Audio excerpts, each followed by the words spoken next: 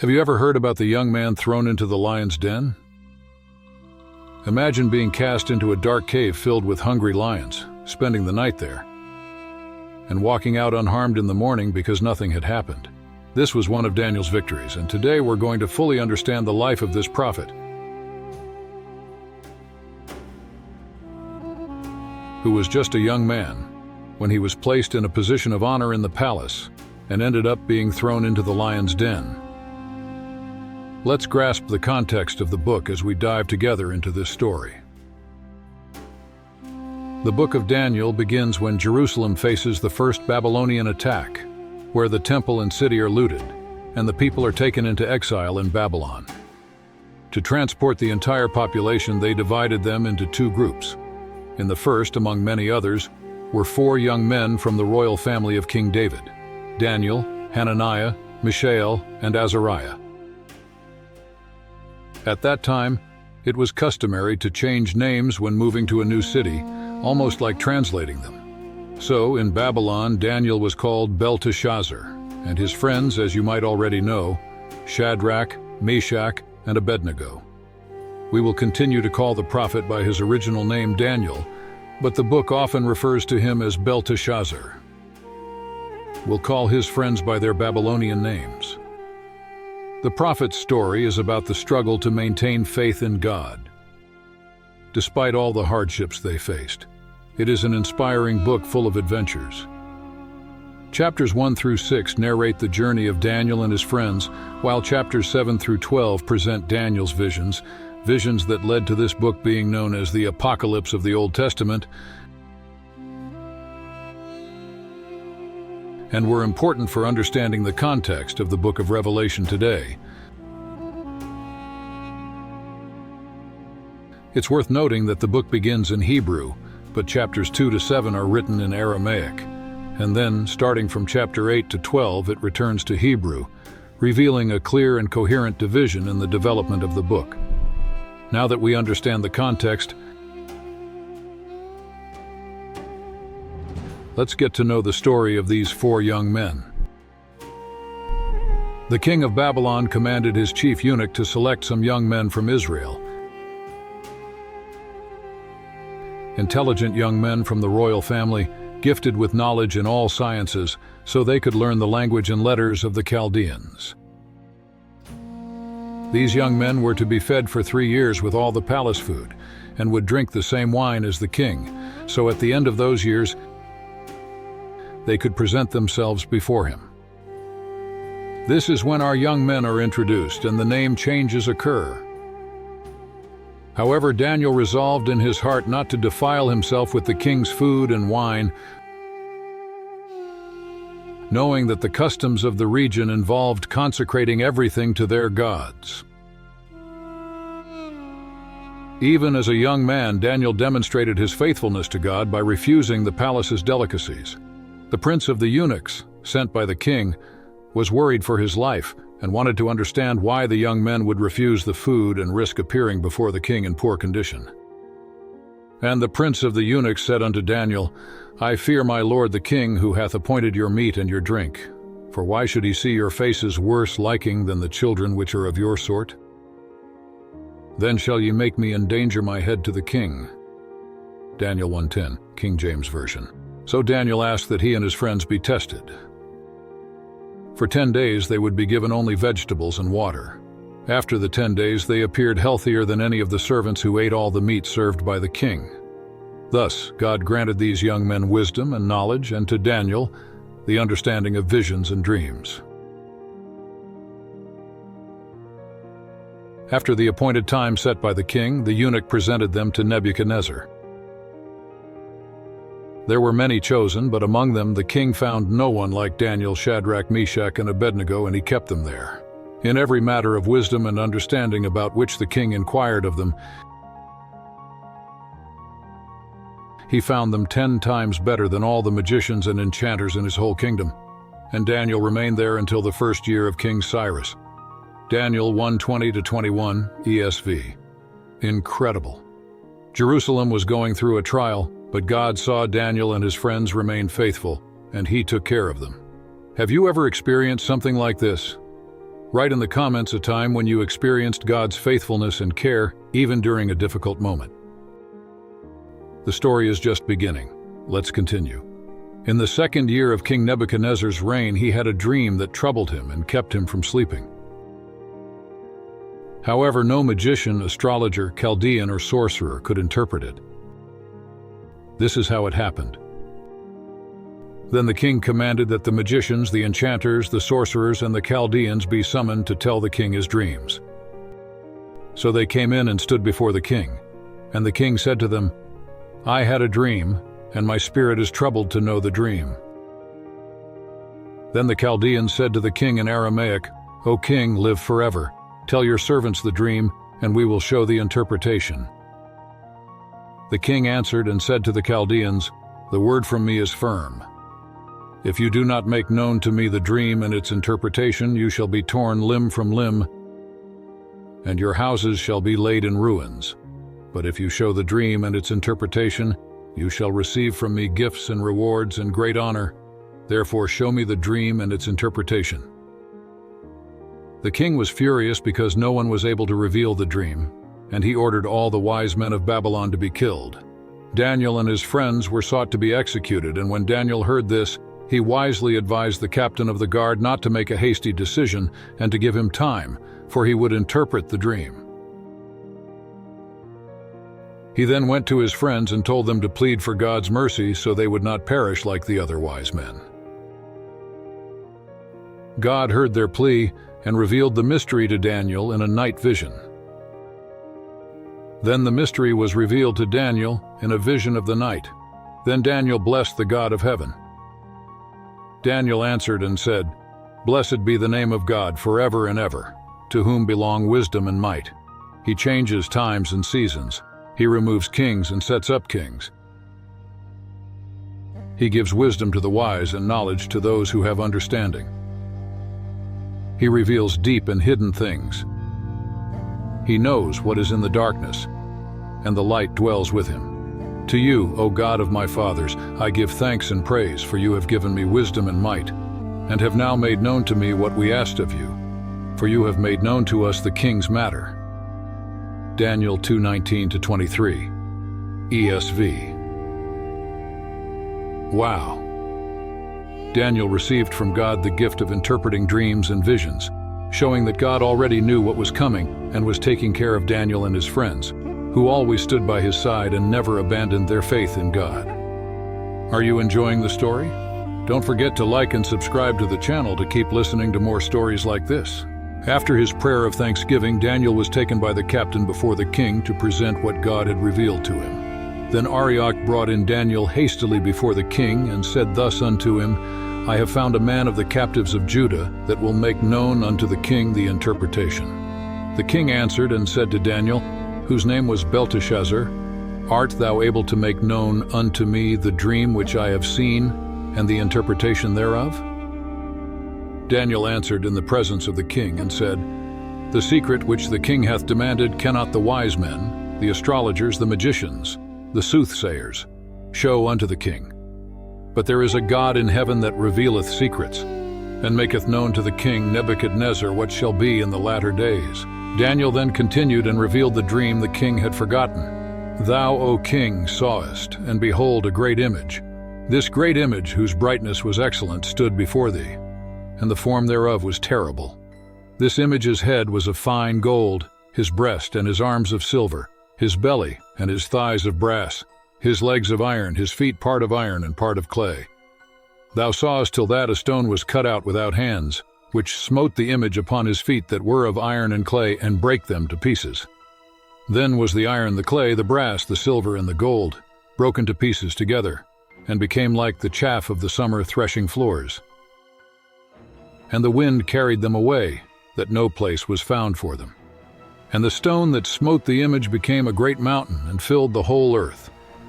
In summary, the dream portrayed a statue made of 4 types of metal, with each part representing a kingdom, and the head symbolizing Babylon. But then, a giant stone appeared and crushed the statue. These words were the first of a series of dreams and visions to come. Daniel explained the meaning of the dream to the king. "Thou, O king, art a king of kings. For the God of heaven hath given thee a kingdom, power and strength and glory. And wheresoever the children of men dwell, the beasts of the field and the fowls of the heaven hath he given into thine hand, and hath made thee ruler over them all.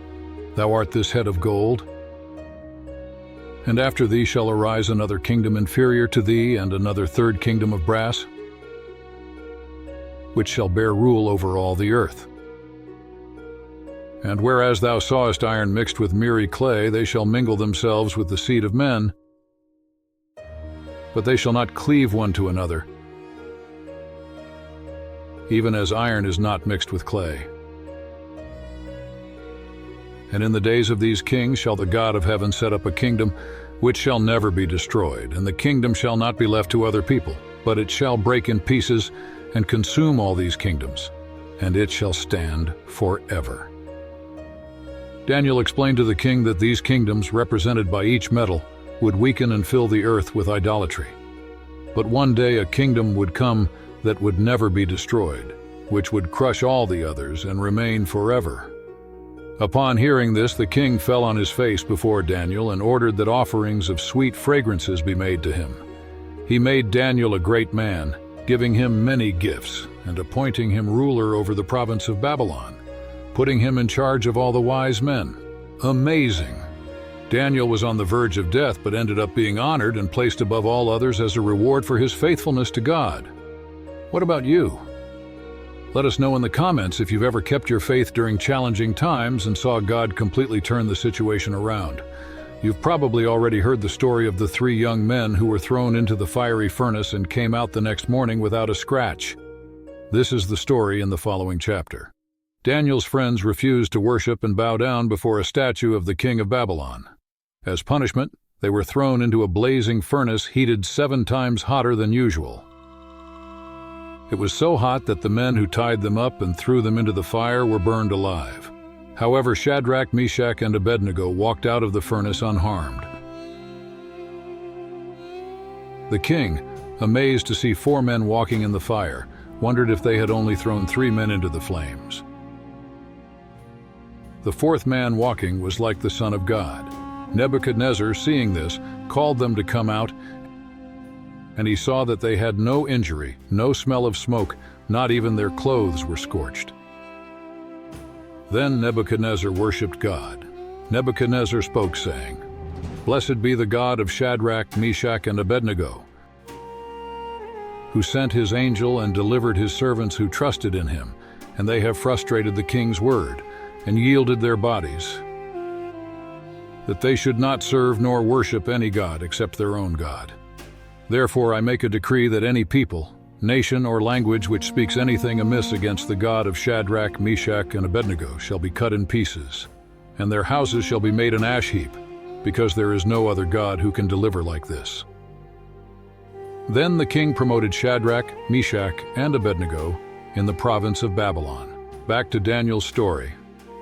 King Nebuchadnezzar had another dream, which neither he nor the magicians, Chaldeans, astrologers, or sorcerers could understand.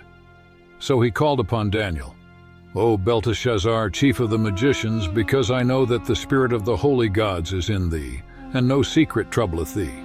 Tell me the visions of my dream that I have seen, and the interpretation thereof."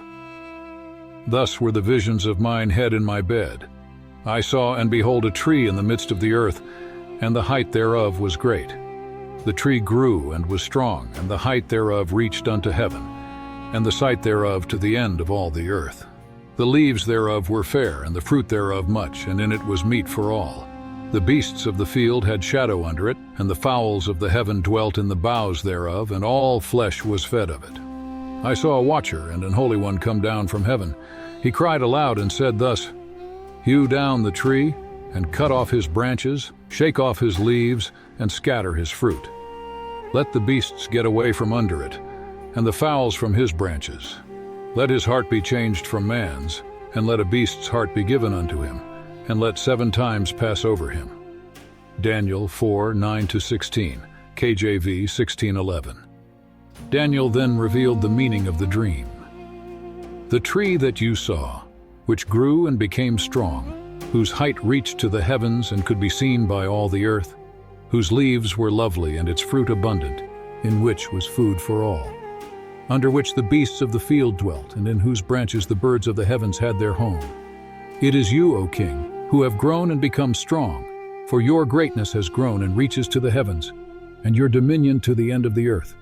And inasmuch as the king saw a watcher, a holy one, coming down from heaven and saying, "Chop down the tree and destroy it, but leave the stump of its roots in the earth with a band of iron and bronze in the tender grass of the field. Let it be wet with the dew of heaven. And let his portion be with the beasts of the field, until 7 times pass over him." This is the interpretation, O king, and this is the decree of the Most High, which has come upon my lord the king, that you shall be driven from among men, and your dwelling shall be with the beasts of the field, and they shall make you eat grass like oxen. And they shall wet you with the dew of heaven, and 7 times shall pass over you, till you know that the Most High rules in the kingdom of men, and gives it to whom he will. Daniel 4:20-25, KJ 16:11. Incredible. Daniel has just announced to the king of Babylon that his kingdom would prosper, but to recognize the sovereignty of God, he would be taken from among men and live among the beasts of the field.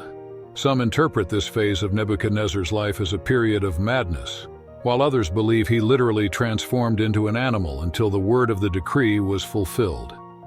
What do you believe? Share your opinion in the comments below. The mighty king Nebuchadnezzar was humbled to serve nature. There is much to learn from this, isn't there? Let's get a closer look at the rest of the story. 12 months passed, and the king then gloried in all he had built. And while these words were still in his mouth, a great voice from heaven declared, "The kingdom is departed from you, and they shall drive you from men, and your dwelling shall be with the beasts of the field. They shall make you eat grass like oxen, and 7 times shall pass over you, until you know that the Most High rules in the kingdom of men, and gives it to whom he will." Daniel 4:32, KJ 16:11. And immediately it was fulfilled. The king had to be taken from among men, eating grass. His hair grew like eagle's feathers, and his nails like birds' claws. Imagine the scene, you as part of the Babylonian people, and the powerful king going through an inexplicable phase of life. This entire chapter is written in the king's own words, and at the end of this period he said, "And at the end of the days, I, Nebuchadnezzar, lifted up my eyes to heaven, and my understanding returned to me, and I blessed the Most High, and I praised and honored him who lives forever, whose dominion is an everlasting dominion, and his kingdom from generation to generation." Daniel 4:34, KJ 16:11. And thus his reason returned, and he himself declared praises to God, honoring the King of Heaven, acknowledging God's powerful sovereignty, completely breaking his pride. King Nebuchadnezzar was faithful to God, but his son Belshazzar was not.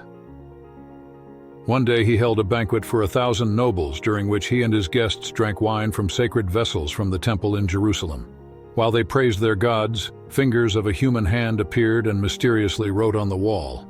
The disturbed king summoned wise men to interpret the writing, but no one could. Then the queen mentioned Daniel, known for his wisdom. The king summoned him, and he interpreted the writing as a divine warning of Belshazzar's judgment for his arrogance and disrespect.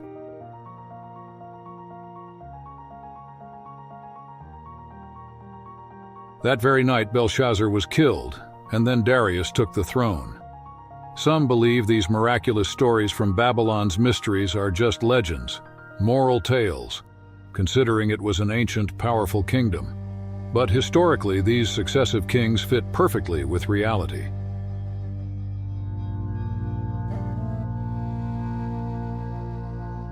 Babylon was indeed a powerhouse of the time. Even its gardens were recorded as one of the 7 wonders of the ancient world.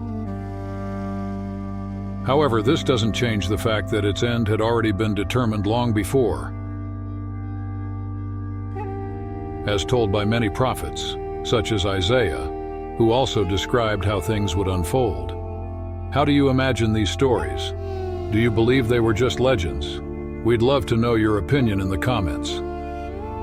To close this part of Daniel's journey before his visions, we finally meet the famous story of the young man thrown into the lion's den. So far, we've seen that Daniel was governor of governors, so how did he go from a place of honor to a lion's den to be killed?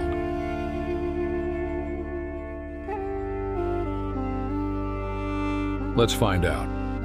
King Darius saw fit to appoint over the kingdom 120 princes, and over them 3 presidents, of whom Daniel was first, with everyone reporting to him. And he was the king's favorite because of his excellent spirit. The presidents and princes sought to find fault against Daniel, but they found none, and no error or fault was found in him. Therefore, they resolved to incriminate him through his faith. They influenced King Darius to establish a royal statute and make a firm decree that whoever would petition any god or man for 30 days except the king should be thrown into the lion's den. But Daniel was undeterred. Now when Daniel knew that the writing was signed, he went into his house. And his windows being open in his chamber toward Jerusalem, he knelt upon his knees 3 times a day and prayed, and gave thanks before his God, as he had done before. Daniel 6:10, KJ 16:11. The presidents and princes gathered and spoke before the king.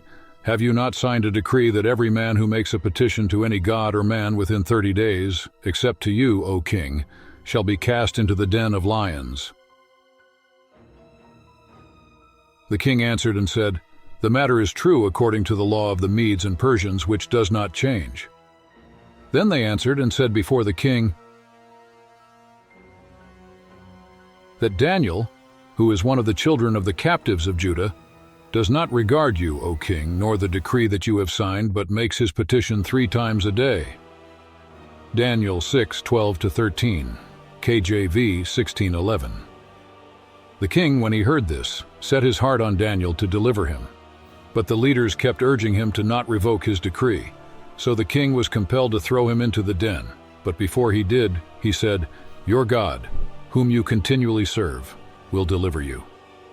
Then a stone was brought and laid upon the mouth of the den. The king went to his palace and passed the night fasting for Daniel, and very early in the morning he arose and went in haste to the den. And when he came to the den, he cried with a lamenting voice to Daniel. The king spoke and said to Daniel, O Daniel, servant of the living God, has your God, whom you continually serve, been able to deliver you from the lions? Daniel said to the king, My God sent his angel and shut the lions' mouths, so that they have not hurt me. Because I was found innocent before him, and also, O king, I have done no wrong before you. Then the king commanded that they should take Daniel up out of the den. And the king commanded that they should bring those men who had accused Daniel, and they cast them into the den of lions, them, their children, and their wives. And the lions had the mastery of them, and broke all their bones in pieces before they ever came to the bottom of the den. After this, the king wrote a wonderful decree. I make a decree that in every dominion of my kingdom men tremble and fear before the God of Daniel. For he is the living God, and steadfast forever, and his kingdom shall not be destroyed, and his dominion shall endure to the end. Thus this first part of the book concludes. From now on, the book turns to the visions of the prophet. Are you enjoying it? Don't forget to subscribe to the channel so you don't miss more stories like this. Continue with us until the end of our story. In the first year of King Belshazzar, Daniel lay on his bed and had a terrible vision and was greatly troubled. He saw 4 great winds from heaven stirring up the sea, symbolizing the agitation and turbulence that would come upon the nations and kingdoms of the earth. Suddenly 4 beasts came up from the sea, each different from the other in form and character. The first beast was like a lion but had eagle's wings. Daniel watched as its wings were plucked off, and it was lifted from the earth and made to stand on 2 feet like a man, and a man's heart was given to it. This symbolized the change and humiliation of a mighty kingdom, which would eventually be restored to humanity. The second beast, a bear, rose up on one side and had 3 ribs in its mouth. It was a sign of brute strength and veracity, representing an empire that was rising to devour many nations. Then a leopard, with 4 wings of a bird on its back, appeared, along with 4 heads. This beast represented speed, agility, and multiple directions of dominance. It was a symbol of a power that expanded rapidly and exerted control over vast areas.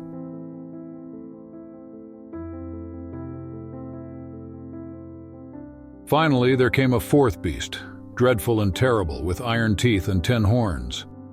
This beast was different from all the others, and Daniel described it as devouring, breaking, and crushing everything in its path. The 10 horns symbolized kings who would arise from this kingdom, with a little horn coming up after them, dominating and destroying 3 of the first.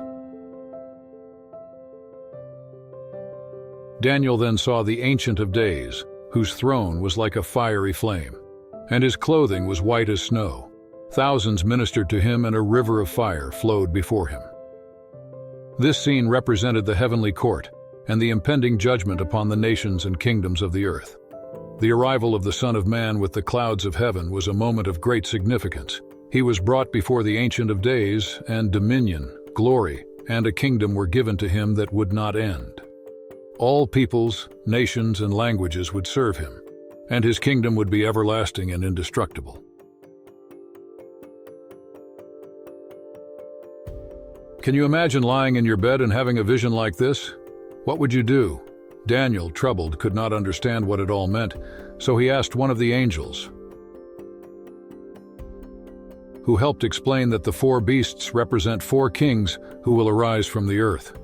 Each beast symbolizes a powerful empire or kingdom that will dominate in its time over the earth.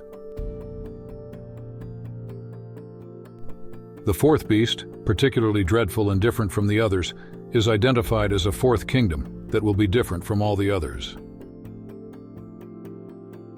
This kingdom will devour, break, and crush everything in its path. It will be characterized by great military strength and oppression over the peoples.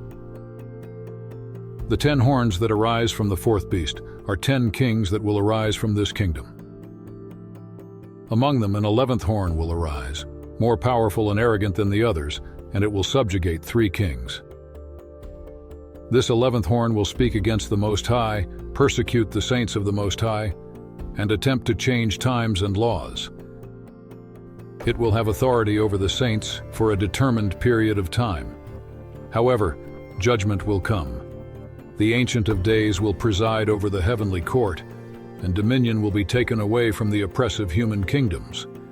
The Son of Man will receive dominion, glory, and an everlasting kingdom, where all peoples, nations, and languages will serve him. The saints of the Most High will eventually receive the kingdom and possess it forever. Justice will prevail, and the kingdom of God will be established over all the earth. And here ends the chapters written in Aramaic. We can interpret this division in Hebrew and Aramaic in a very interesting way.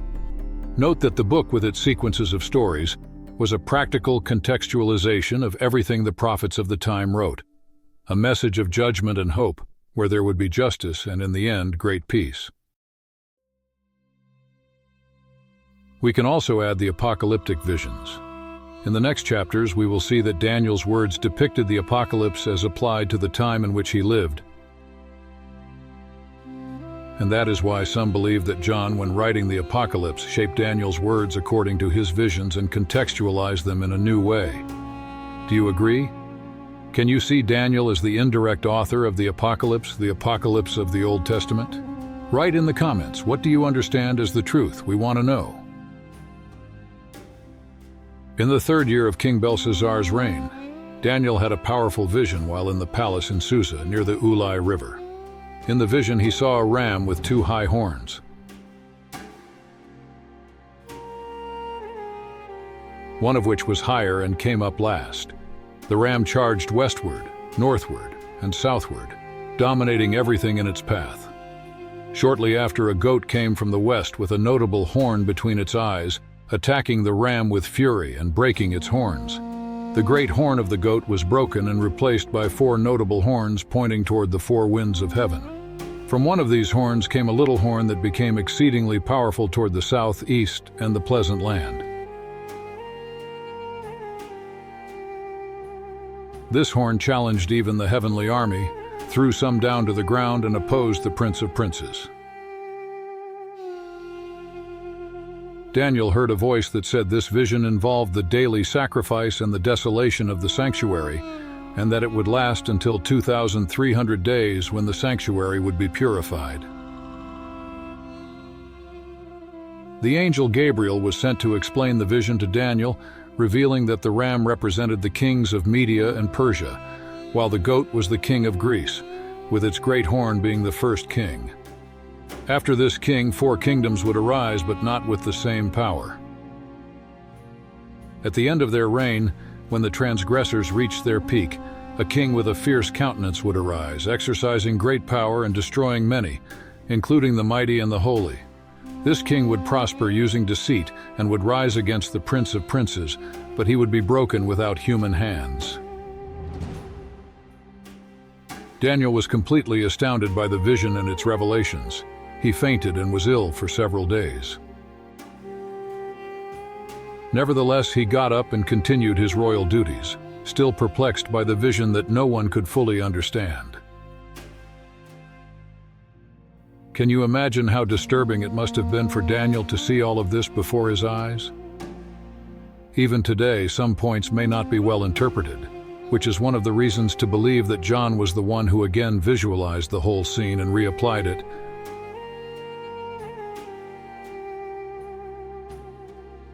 As Daniel's visions can easily be seen as the apocalypse for God's people during the exile. In the next chapter, Daniel continued to have concerns and thus proceeded.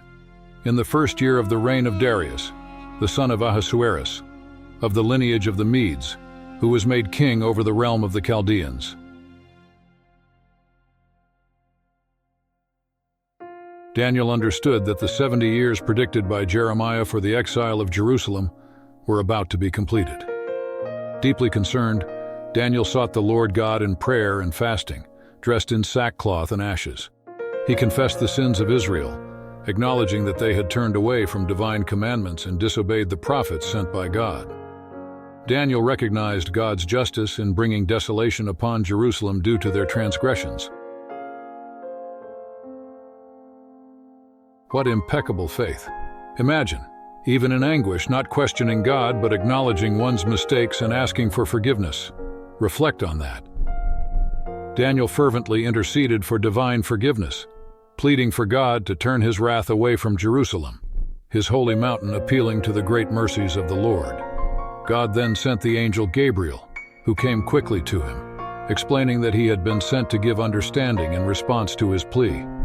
Gabriel then revealed to Daniel in detail the reconstruction of his people and the arrival of the holy city, but this would take more than 70 years. In fact, it would take 7 times that amount of time.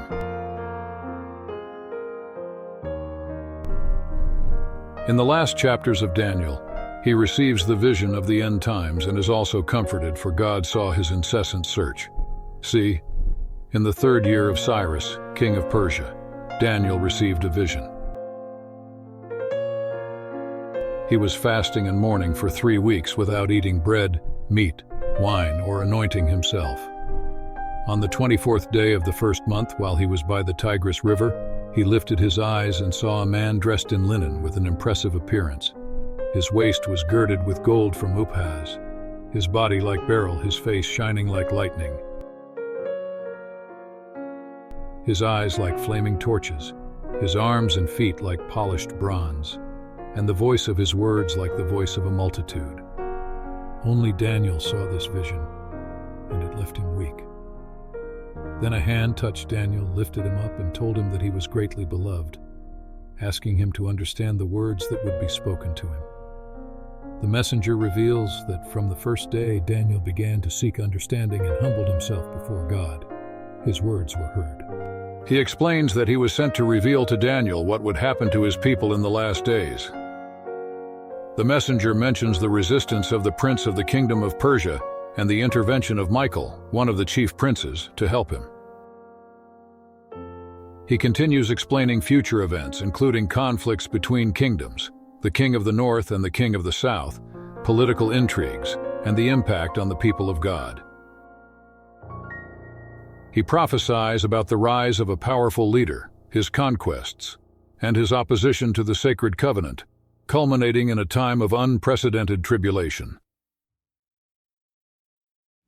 In the end, Daniel is encouraged to stand firm and wait, for he will rest and have his share at the end of days. The messenger dressed in linen promises that Daniel will rest and that at the end of days many will awaken, some to eternal life and others to everlasting contempt.